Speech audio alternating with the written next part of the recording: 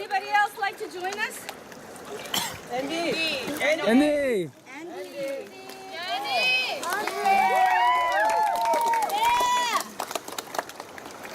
He got short all of a sudden. Okay, that's more proportional now. Hi, Andy. Andy, tell us why you believe God wants you to be baptized today. I've already been baptized a long time ago, but after I've been baptized, I started doing really horrible things and said some really horrible stuff, and I feel like I've become more distant from God. But ever since this mission, I feel like I've gotten closer to Him and just regained that relationship with Him.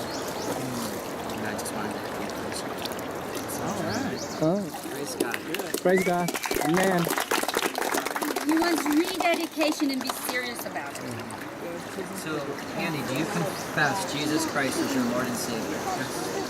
And do you confess that through the power of the Holy Spirit and baptism you are being raised in Christ as a new creation? Well, we baptize you now in the name of the Father, Son, and Holy Spirit.